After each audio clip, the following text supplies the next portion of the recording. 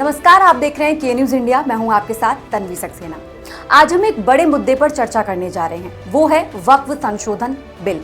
ये क्या है, इससे क्या फायदा होगा और इसका विरोध क्यों किया जा रहा है, इन सारे सवालों का जवाब हम आपको देंगे, तो बने रहिए हमारे साथ। सबसे पहले जान लीजिए वक्फ होता क्या है। चलिए इसे एक सिंपल उदाहरण से समझाते हैं। मान लीजिए आपके दादाजी ने एक जमीन मस्जिद या स्कूल बनाने के लिए दान कर दी है। अब ये जमीन हमेशा के लिए उसी उद्देश्य के लिए रहेगी और इसे बेचा या बदला नहीं जा सकता। यही वक्फ कहलाता है और इसका रखरखाव करता है वक्फ बोर्ड। अब सवाल ये है कि सरकार इसमें बदलाव क्यों करना चाहती है। देखिए, भारत में वक्फ बोर्ड के पास करीब 9.4 लाख एकड़ जमीन और 8.7 लाख संपत्तियां हैं। लेकिन क्या आपको पता है कि इनमें से बहुत सी संपत्तियां गलत प्रबंधन और विवादों के कारण अदालतों में फंसी हुई हैं। कुल 40,951 मामले वक्फ ट्रिब्यूनल में पेंडिंग हैं। अब सरकार कह रही है कि हमें पारदर्शिता लानी होगी और इन संपत्तियों का सही इस्तेमाल सुनिश्चित करना होगा। इसी के लिए वक्फ संशोधन बिल लाया जा रहा है। तो इस नए बिल में क्या क्या बदलाव होंगे, जल्दी से एक नजर इस पे भी डालते हैं। संपत्तियों का पंजीकरण।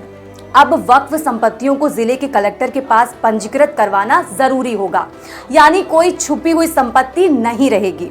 बोर्ड के सदस्य, पहले चुनाव होते थे लेकिन अब सरकार ही बोर्ड के सदस्यों को नामांकित करेगी।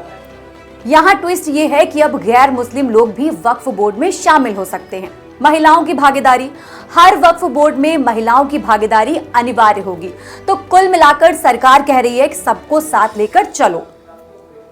लेकिन जनाब, यहाँ पेच फंसता है। विपक्ष और मुस्लिम समुदाय का कहना है कि ये संशोधन सरकार को ज्यादा ताकत देगा और धार्मिक मामलों में सरकारी दखलंदाजी बढ़ाएगा। उनका मानना है कि इससे वक्फ बोर्ड के अधिकार कमजोर हो जाएंगे और मुस्लिम समुदाय की स्वतंत्रता पर असर पड़ेगा।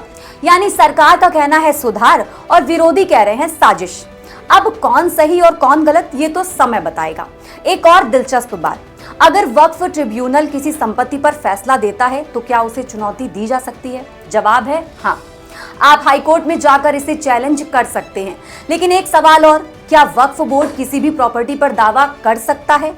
नहीं, सिर्फ वही संपत्तियां जो धार्मिक और सामाजिक कार्यों के लिए दान की गई हो। मतलब आपकी नानी का घर सेफ है।